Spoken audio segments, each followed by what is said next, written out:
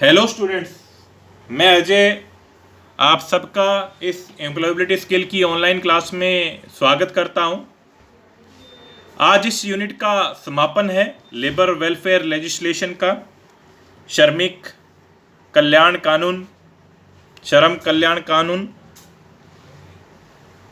इस यूनिट में हम अभी तक श्रमिकों के कल्याण हेतु कुछ अधिनियम है जो पढ़ चुके हैं। कारखाना अधिनियम, कर्मचारी राज्य बीमा अधिनियम, भुगतान मजदूरी अधिनियम, कर्मचारी भविष्य निधि अधिनियम। आज जो हम अधिनियम पढ़ने जा रहे हैं वो है दी वर्कमैन कंपनसेशन एक्ट, श्रमिक क्षतिपूर्ति अधिनियम, अप्रेंटिसशिप एक्ट, प्रशिक्षुता अधिनियम। ये दोनों अधिनियम इम्पोर्टेंट है एग्जाम पॉइंट ऑफ व्यू से और आपके आईटीआई के पॉइंट ऑफ व्यू से। तो सबसे पहले हम बात करते हैं दी वर्कमैन कंपनसेशन एक्ट, श्रमिक क्षतिपूर्ति अधिनियम। यह अधिनियम 1923 में बनाया गया और 1 जुलाई 1924 को उसको लागू किया गया भारत सरकार द्वारा। इस नियम का मेन उद्देश्य ये था कि श्रमिकों की सामाजिक सुरक्षा करना, कर्मचारियों का संरक्षण करना। जैसा कि आपको पता ही है, आजकल कारखानों में, इंडस्ट्रीज में मशीनों का उपयोग बढ़ता जा रहा है। इसके परिणाम स्वरूप जटिलताएं भी बढ़ती जा रही हैं। तो कर्मचारियों की गरीबी को ध्यान में रखते हुए, उनको गंभीरता से लेते हुए सरकार ने ये अधिनियम बनाया। उनकी सुरक्षा के लिए सामाजिक सुरक्षा उपलब्ध करवाई जाए उनको। उनके साथ अगर कोई एक्सीडेंट हो जाता है, कोई अनहोनी हो जाती है, तो मुआवजा उनको दिलवाया जाए। इस अधिनियम का मेन उद्देश्य है श्रमिकों को मुआवजा दिलाना, उनकी क्षतिपूर्ति करना। क्योंकि एक श्रमिक अपने रिस्क पर इंडस्ट्री में काम करता है, उसे रिस्क वाली मशीनों पे काम करना पड़ता है, जोखिमों वाली जगह पे काम करना पड़ता है कई बार। तो उस दौरान अगर उसके साथ कुछ अनहोनी हो जाती है तो उसके परिवार का भरण पोषण कैसे हो, या वो अपंग हो जाता है, काम करने के लायक नहीं रहता है, तो उसकी आजीविका कैसे चले, उसके परिवार का भरण पोषण कैसे हो, उसका भरण पोषण कैसे हो। तो उसके लिए ये श्रमिक क्षतिपूर्ति अधिनियम बनाया गया है, जिसके बारे में एक कर्मचारी को, एक श्रमिक को जानकारी होनी चाहिए। इसको कामगार क्षतिपूर्ति अधिनियम भी कहा जाता है। इसमें नियोक्ता की क्षतिपूर्ति करने का क्या क्या जरूरी है कि किस दौरान उसको क्षतिपूर्ति करनी है। अगर रोजगार के दौरान कोई दुर्घटना हो जाए कर्मचारी के साथ, वो चोटिल हो जाए, उसको चोट लग जाए, एक्सीडेंट हो जाए उसके साथ, या मृत्यु भी हो जाए उसकी, तो उसकी क्षतिपूर्ति नियोक्ता को करनी होगी। या काम के दौरान ऐसे बीमारी, उसको व्यावसायिक बीमारी हो गई हो जो उस काम की वजह से हुई हो, उस कारखाने की वजह से हो, उस जगह की वजह से हुई हो, तो उसके लिए भी वो क्षतिपूर्ति के लिए हकदार है। जो श्रमिक है उसका भुगतान लेने के लिए उसकी क्षतिपूर्ति का हकदार है।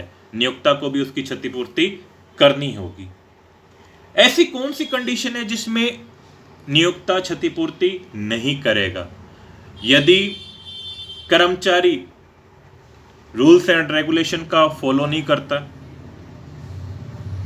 नशीले पदार्थों का सेवन करके काम करता है, शराब वगैरह या कुछ एडिक्शन लेकर अगर काम कर रहा है, लापरवाही करता है काम के दौरान, जो सेफ्टी फीचर दिए गए हैं, सेफ्टी इक्विपमेंट दिए गए हैं, उनका उपयोग नहीं करता है, सुरक्षा कवच का उपयोग नहीं करता है, जानबूझकर जो नियम बनाए गए उनकी अवहेलना करता है, तो उस दौरान उसको क्षतिपूर्ति नहीं मिलेगी, उसको भुगतान नियोक्ता नहीं करेगा। या एक कंडीशन और है, अगर चोट लगने से अगर वो 3 दिन हॉस्पिटलाइज रहता है तो उसका भी जो नियोक्ता है वो क्षतिपूर्ति नहीं करेगा।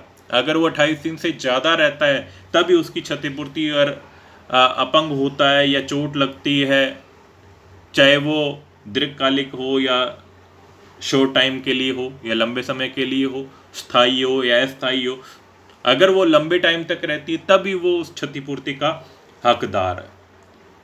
इस क्षतिपूर्ति की एक सीमा निर्धारित की गई है जिस दौरान उसको क्षतिपूर्ति करनी है, नियोक्ता को कर्मचारी के लिए भुगतान करना है। इसमें एक सेटलमेंट भी होगा, एक स्वीकार्य राशि भी होगी, जो देनदारी होगी उस नियोक्ता की, उसको वो भुगतान करने के लिए वो क्या होगा, बाध्य होगा। उस भुगतान को या तो आयुक्त के पास जमा करवाना होगा या उस श्रमिक को उसको अदा करना होगा। अगर एक्सीडेंट के दौरान मृत्यु हो जाती है, श्रमिक की एक्सपायर हो जाता है, तो उसकी क्षतिपूर्ति के हकदार उसकी फैमिली वाले होते हैं। उसके फैमिली में कौन कौन आएगा, कौन कौन उसके नज़दीकी में आएगा, आश्रित कौन कौन माना जाएगा, उसके माता पिता हो सकते हैं, उसके भाई, अविवाहित बहन, पुत्र, पुत्रवधू, अगर विधवा है तो अवयस्क संतानें उस क्षतिपूर्ति की हकदार होंगी। जिन्हें कोई प्रमाण पत्र देने की आवश्यकता नहीं होगी वो उसका हकदार होगी। प्रमाण पत्र के साथ उसकी बहन होगी, उसकी मैरिड संतानें होंगी, विधवा बहन होगी, भाई होगा, पुत्रवधू होगी। इनको क्या है, प्रमाण पत्र भी इनसे मांगे जा सकते हैं क्षतिपूर्ति के लिए। तो इस नियम के बारे में जानकारी होनी चाहिए, क्योंकि अगर कोई एक्सीडेंट हो जाता है या कोई अनहोनी हो जाती है तो उसका जो क्षतिपूर्ति है, उसका भुगतान है, वो श्रमिक को नियोक्ता से लेना होता है। तो उसके बारे में अगर जानकारी होगी तभी वो ले पाएगा, अदरवाइज वो नहीं ले पाएगा। नेक्स्ट एक्ट है अप्रेंटिसशिप एक्ट, प्रशिक्षुता अधिनियम।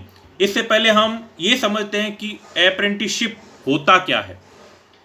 अप्रेंटिस प्रशिक्षु यानी वह उम्मीदवार जो किसी संस्था में एक छात्र की तरह वहाँ कार्य सीखता है। कॉलेज में, इंस्टीट्यूट में हम सिर्फ क्या है, प्रैक्टिकल नॉलेज नहीं लेते, सिर्फ व्यवहारिक किताबी ज्ञान लेते, लेकिन इंडस्ट्री में काम किस तरह से हो रहा है,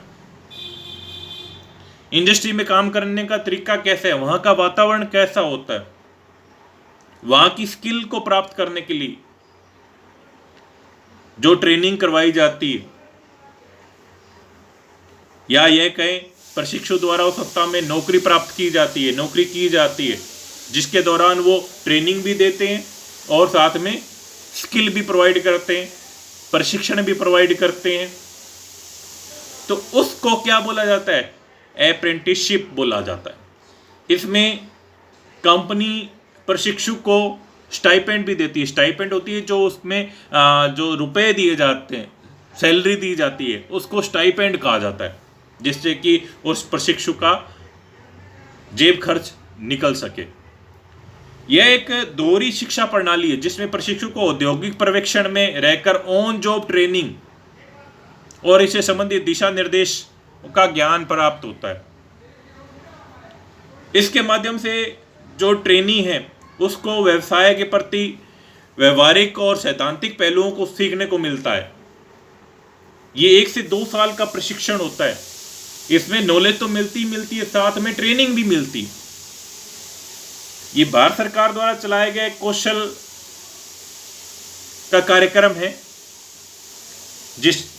इसके लिए भारत सरकार ने नेशनल अप्रेंटिसशिप ट्रेनिंग स्कीम, कौशल विकास योजना जैसी कई योजनाएं लागू कर रखी हैं, जिनके बारे में हमें नॉलेज होनी चाहिए। पहले तो ये सिर्फ बड़ी क्लासों के लिए होता था, इंजीनियरिंग डिप्लोमा डिग्री के लिए होता था। अब इसको व्यवसायिक कोर्स के लिए भी शुरू कर दिया गया है। 10+2 के साथ व्यवसाय योग्यता रखने वालों के लिए शुरू कर दिए गए। आप ITI कर रहे हैं तो आप भी इसका अप्रेंटिसशिप में ट्रेनिंग ले सकते हो, अप्रेंटिसशिप कर सकते हैं। इस किसी भी ट्रेड के आप स्टूडेंट हो, किसी भी ट्रेड में आप जाके कंपनी में अप्रेंटिसशिप कर सकते हैं। इसके लिए आपको आवेदन करना होता है कंपनी में। मिनिमम एज है जो 16 ईयर्स होनी चाहिए। आईटीआई के लिए आपकी मिनिमम एज 14 ईयर होती है। तो इसमें आप आईटीआई करके जाओगे, 2 साल की आईटीआई करने के बाद आप वहाँ पे जाओगे तो 16 ईयर के हो जाओगे और तब आप अप्रेंटिसशिप कर सकते हो। ऊपरी एज कुछ भी नहीं है, इसमें कोई लिमिट नहीं है, आप जा सकते हैं। मिनिमम एज 16 ईयर है। इसका फ़ायदा क्या है? एक तो आपको ट्रेनिंग मिल रही है, नॉलेज मिल रही है, ज्ञान मिल रहा है, उसके साथ एक प्रशिक्षण सर्टिफिकेट तो दिया जाता है, साथ में आपको अनुभव भी मिल रहा है, एक्सपीरियंस भी मिल रहा है। कल को किसी और कंपनी में आप जाओ तो आपको वो एक्सपीरियंस काम आता है, और हो सकता है उसी कंपनी में आपके ट्रेनिंग के दौरान आपको जॉब प्रोवाइड कर दी जाए। आपके व्यवहार और आपके काम करने के तरीके से कंपनी वाले पसंद हो जाएं, खुश हो जाएं और आपको जॉब ऑफर कर दें, आप उसी कंपनी में जॉब कर पाते हैं। जॉब मिलने में आपको सहायता मिलती है। एक तरह का एक्सपीरियंस तो है ही है, साथ में सर्टिफिकेट भी है। इसका एग्ज़ाम भी होता है, प्रशिक्षण प्राप्त करने के बाद, कंप्लीट होने के बाद आपका एग्ज़ाम भी होता है, जिसका सर्टिफिकेट भी आपको दिया जाता है। तो मेरे हिसाब से हर एक आईटीआई करने वाले स्टूडेंट को अप्रेंटिसशिप करनी चाहिए। अब बात करते हैं अप्रेंटिसशिप एक्ट 1961। यह एक्ट 1961 में बनाया गया, लेकिन इसको प्रभावी रूप से लागू 1962 में किया गया। समय के साथ इसमें बहुत सारे चेंजेज हुए। प्रारंभ में ये सिर्फ अधिनियम सिर्फ व्यापार शिक्षकों के प्रशिक्षण की परिकल्पना की गई थी, उनके लिए लागू हुआ था। लेकिन अब इसको स्नातक, इंजीनियरिंग, डिप्लोमा, तकनीशियन, प्रशिक्षु, इलेक्ट्रीशियन, आईटीआई के जो भी स्टूडेंट हैं उन पे भी लागू कर दिया गया। मेन इस एक्ट का बनाने का उद्देश्य ये है कि जो कंपनियां आपको प्रशिक्षण दे रही हैं वो प्रशिक्षण पूर्ण रूप से आपको प्रोवाइड करें। उन प्रशिक्षण को कंट्रोल करने के लिए, कार्यक्रम को कंट्रोल करने के लिए अधिनियम बनाया गया, ताकि वो प्रशिक्षित उस पाठ्यक्रम को पूरा कराएं, निर्धारित अवधि के अंदर पूरा करें, प्रशिक्षु को सारी सुख सुविधाएं दें, उसको पूरी नॉलेज दें, अच्छे से उसको ट्रेनिंग दें। क्योंकि एक इंडस्ट्री के पॉइंट ऑफ व्यू से देखें तो अगर आपको ट्रेनिंग अच्छी हुई होगी तो आप इंडस्ट्री में भी अच्छे से काम कर पाएंगे। तो भारत सरकार का यही मकसद है कि स्किल्ड पर्सन तैयार किए जाएं ताकि इंडस्ट्री को बढ़ावा मिले।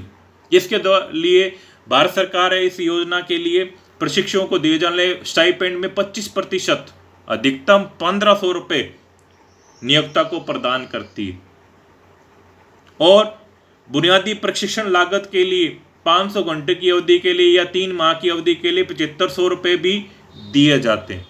अभी लास्ट ईयर इसको 19 में इसको बढ़ाकर 9000 भी कर दिया गया, जिससे कि ज़्यादा से ज़्यादा प्रशिक्षु इसका फ़ायदा उठा सके, ज़्यादा से ज़्यादा स्टूडेंट हैं जो ट्रेनी हैं वो अप्रेंटिसशिप कर सकें।